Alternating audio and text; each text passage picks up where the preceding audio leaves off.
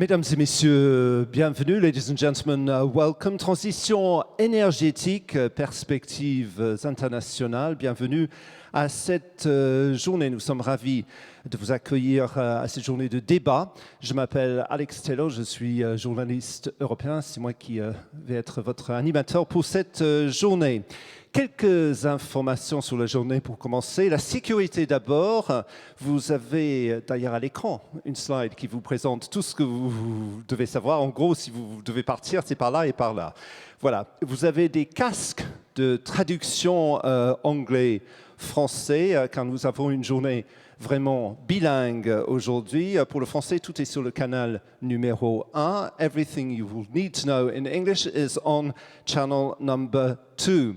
Dans le cadre du partenariat avec BFM Business, toute notre journée est filmée et diffusée en direct sur le site internet de BFM Business. Nous saluons d'ailleurs les personnes qui nous regardent en ce moment même. Vous pouvez les applaudir peut-être parce qu'ils sont derrière leurs écrans, comme ça crée un peu de chaleur humaine. Merci beaucoup. Bienvenue. Sachez que la journée est également relayée sur Twitter. Le hashtag est dièse ou hashtag Université totale, comme indiqué en bas de la slide qui va apparaître apparemment. Je voulais vous signaler que nous avons également un dessinateur qui va nous accompagner tout au long de cette journée. Il s'appelle Daniel Picard. Il est là-haut et je viens d'apprendre qu'il faut que je traduise ses dessins en anglais. Donc, please, nothing too complicated. Sachez aussi que tous les replays de cette conférence sont disponibles sur le site de BFM Business après la conférence. Et puis, pour tous les collaborateurs de Total, vous trouverez également toutes ces vidéos sur l'intranet de l'Université Total, avec en plus les présentations de tous les intervenants. J'espère que tout est clair. Mais pour commencer, pour vous accueillir de manière plus formelle, j'accueille tout de suite le directeur développement durable et environnement de Total, Monsieur Jérôme Schmitt. Merci de l'accueillir.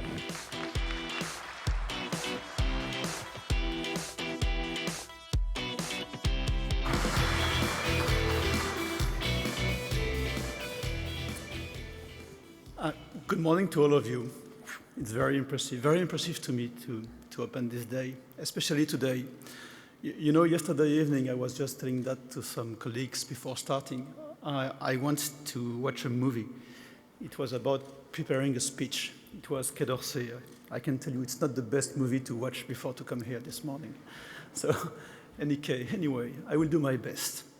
I think we are about 300 this morning, coming from everywhere, with a large number of international experts from various backgrounds and viewpoints, as well as several journalists, bloggers, and executives from Total. So thank you for being here. Thank you in advance for your active involvement. We are starting what will hopefully be a long, fascinating day that will be closed by Christophe de Margerie, who will join us later. Thank you as well to the Total University team, Cécile and Jean-Pierre in particular, who masterminded this program. This is a day on energy transition, which means we will probably be talking a lot about climate change.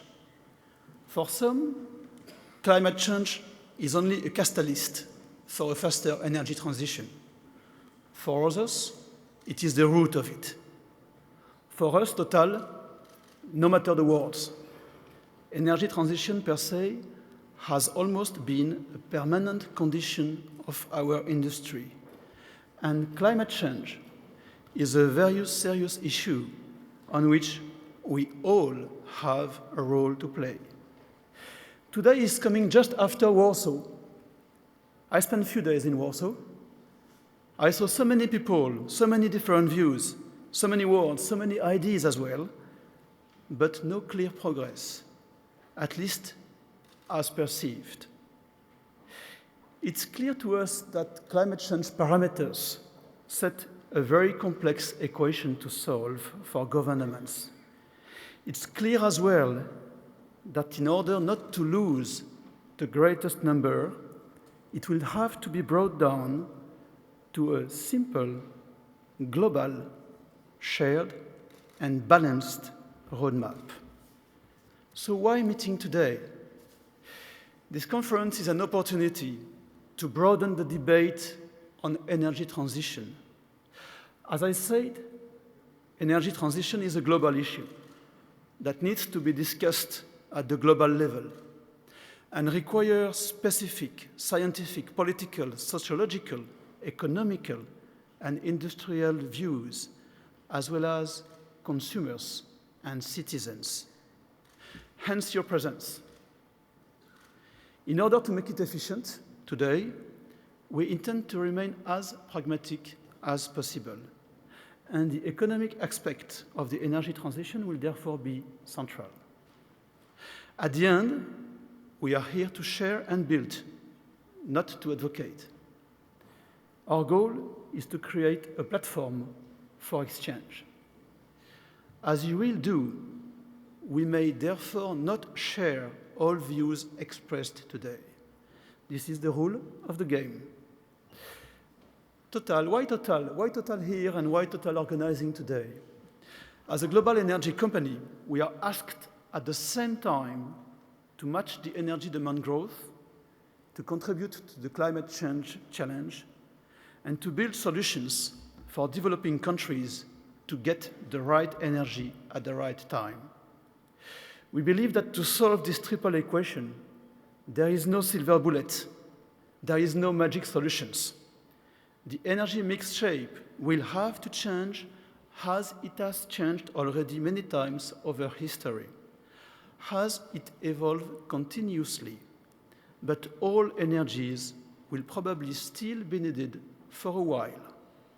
More gas, more gains in energy efficiency, strong growth in renewable energies, in particular solar, technological innovations, and the spread of carbon capture and storage when cost effective, therefore have major roles to play. And Total wants to help driving the progress in all these dimensions. It is clear also that any type of energy transition is capital intensive. So, to be financed over time, energy transition has to be built in such a manner that it be business-minded. We believe we tick most of the boxes: a footprint in and an understanding of more than 130 countries, so truly global. A truly industrial and long-term view, a daily connection with millions of stakeholders, a will to support technological innovation and new energies development, and more generally to address all required changes, new models, and new dynamics as many opportunities, and a responsible business state of mind.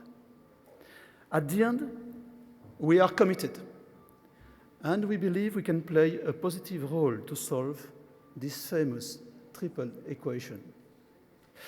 As far as I am concerned, I have a great privilege. I have the privilege to be brand new in my position. So the best I can do this morning to introduce this day is to ask questions in order to learn. This is what I would like to do now. On this topic anyway, I think there are today still more questions than answers. Questions that you may want to have in mind when crossing the day, questions that some of you may want to answer, naive questions, obvious questions, direct questions as well. I started with 40, to tell you the truth, and brought them down to about 15. Lucky you, here they are. There is a set of fundamental questions first. Are we sure we all agree on what means energy transition? From what to what? Is it about fighting against climate change, primarily, or is there more? Second one. This one might seem a little bit provocative. With our current economic conditions and difficulties, we, as a society, may be pushed to disregard long-term objectives when they imply efforts and concentrate on short-term goals. Put differently, the crisis may significantly increase our presence, our preference for the present. We have seen that in France in particular very recently. So, do we really as a society want to achieve energy transition? How to reduce our discount rate? Climate change fight is now part of the European model and the European identity. What is indeed Europe's business added value? Should Europe keep engaging unilateral moves, hoping to lead by example? We are not all at the same stage. Developing country priority is growth and access to energy.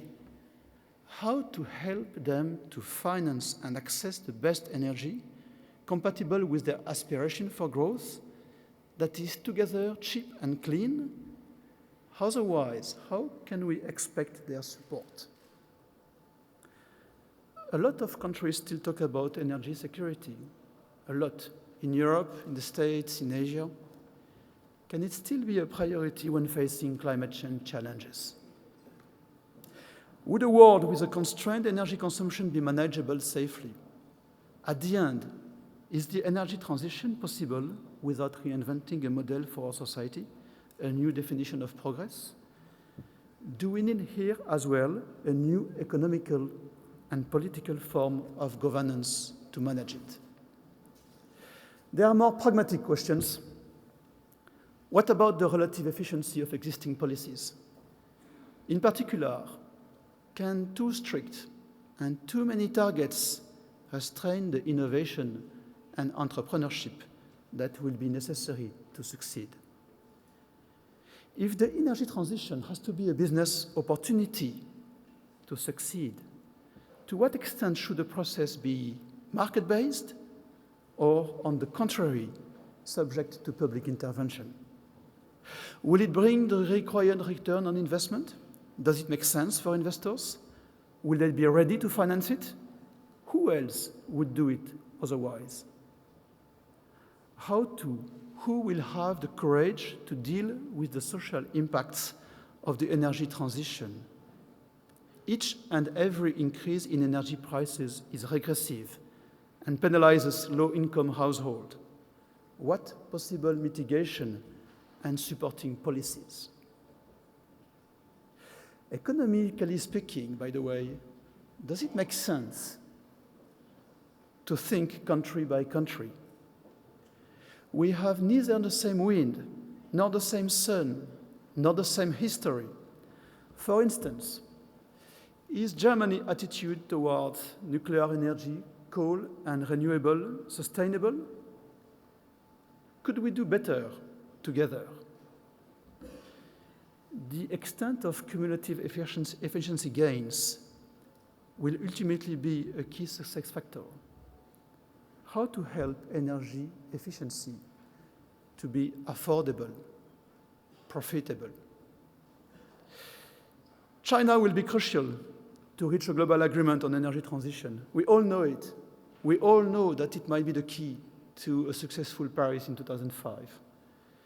But they face different trade-offs between current and future generations and different priorities: fight against pollution, energy efficiency, and energy security are three. What is the best framework to create incentives for China to endorse a global agreement? By the way, where are we here? What time is it? Which day? This is Beijing, 2:30 p.m., a few months ago. At the end of the day, what about the role of education at all levels, everywhere? How to embark the greatest number? What about what will be the right agreement in Paris in 2015? Last but not least, I would like to propose you a game that would take the form again of a question, a $10 billion question or so. If you only had that amount, a very limited amount, far too short to support the energy transition, just $10 billion to spend over 30 years on energy transition, worldwide for all countries, on what would you spend it to maximize the probability to be under plus 2 degrees centigrade in 2100? On which topic would you spend it? A lot of questions that require very simple and coherent answers to embark everyone. You may have others, by the way. Please, ask them. This is a day to ask questions. I have left plenty of room for more, at least I hope. This day would obviously be an incredible success, to me at least, if at the end we have the feeling that a third have a clear path for answer. So let's listen carefully to the answers, including the $10 billion one, and let's go. Thank you.